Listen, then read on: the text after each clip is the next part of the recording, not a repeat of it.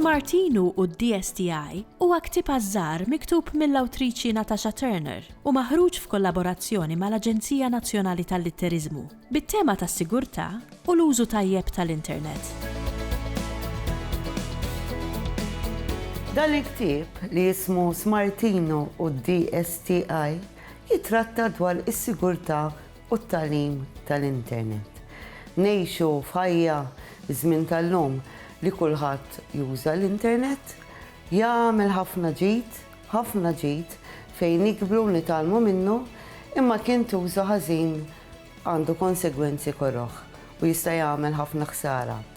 Għaldaqstant l-Aġenzija tal-Litterizmu kollaborazzjoni ma' Smart Online talbuni nikteb dan il-ktieb Smartino u d-DSTI biex inqajmu kuxjenza dwar it-tagħlim u s-sigurtà tal-Internet.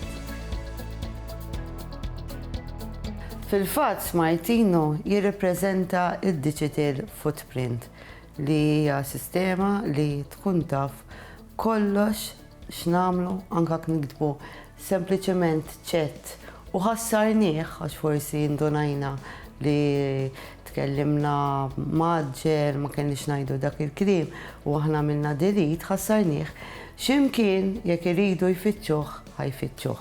U l-karattru prinċipali huwa Smart Online u semmejtu Smartino. Inkludejt ħafna search engines li huma popolari ħafna fostna. L-aktar Google, YouTube, Facebook u Instagram.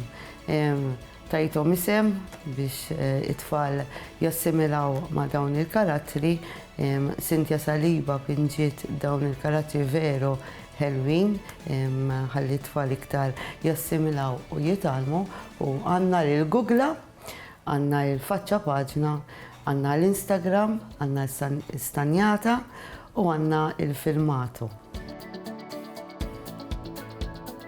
L-istorja hija dwar dan Smartino li qed jara li t-tfal qegħdin f'periklu kbir, ħafna drabi jkun hemm ħafna tentazzjonijiet fuq l-internet u joħloq di l-kumpanija, id-DSTI, id-Dipartiment tas-Sigurtà u Tagħlim fuq l-internet fejn jiddaħħal bħala membri fuq il-bord il-daw il-karattri li semmejt u jibdew joħolqu proġetti interessanti kemm ta' tagħlim, kemm ta' motivazzjoni biex it-tfal jitalmu jużaw l-internet b'mod tajjeb. Biss hemm dejjem dal-misterjuż hacker.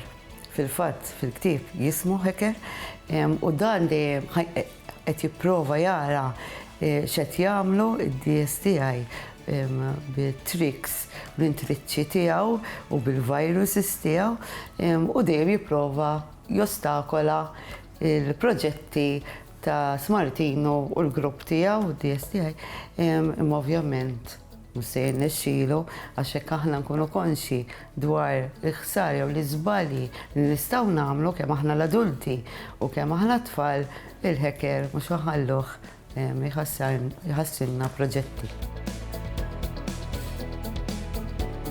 Hacker għajjat lill-viruses morru f'kull sit elettroniku li hemm fuq l-internet.